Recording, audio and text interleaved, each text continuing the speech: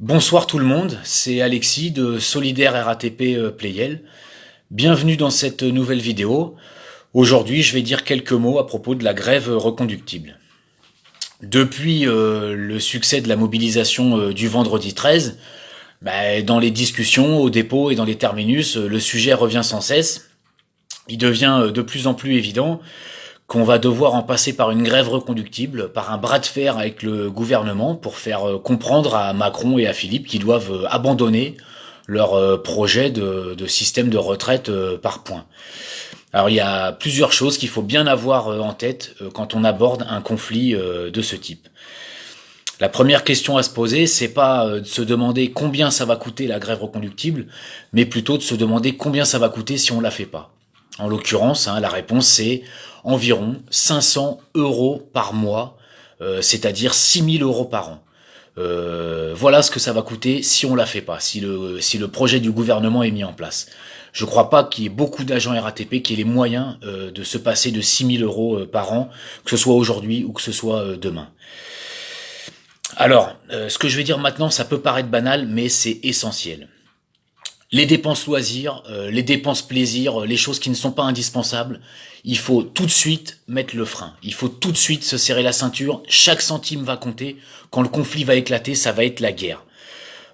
Sur les dépenses obligatoires, je pense aux dépenses alimentaires par exemple, faut tout de suite passer en mode hard discount. Voilà, faut regarder les lots, les promotions, les réductions, tous ces trucs-là. Je le répète, chaque centime va compter. Pour les collègues qui ont un emprunt immobilier, et il y en a beaucoup, il faut appeler la banque. Ça va pas tout changer, bien sûr, ça va pas être miraculeux, mais il faut quand même appeler la banque, passer un coup de fil dès maintenant en disant qu'il y a une période difficile qui s'annonce, et ça va pas tout régler, mais ça va permettre quand même, en anticipant, d'apaiser un peu les tensions et pas de se retrouver dans la galère, le dos au mur au dernier moment. Alors, en entendant tout ça, je sais qu'il y a beaucoup de collègues qui se disent mais moi je suis déjà en galère, tous les mois j'ai des coups de fil du banquier déjà dès le 5 du mois, je suis déjà pris à la gorge, comment je fais?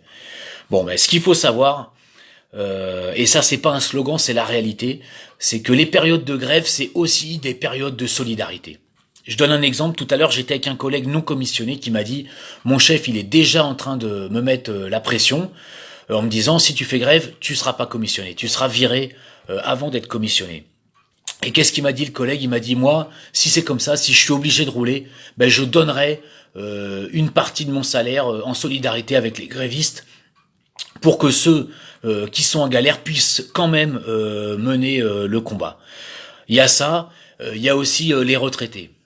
Je sais que on peut compter, en tout cas par le passé, à chaque fois on a pu compter sur la générosité des retraités de la RATP qui se sont sacrifiés. Quand les conflits duraient 5-6 semaines, ils envoyaient un chèque qui correspondait à 5-6 semaines de leur pension de retraite en disant moi si j'avais été actif j'aurais fait la grève, donc voilà, je vous donne 5-6 semaines de ma pension pour que vous puissiez mener le combat.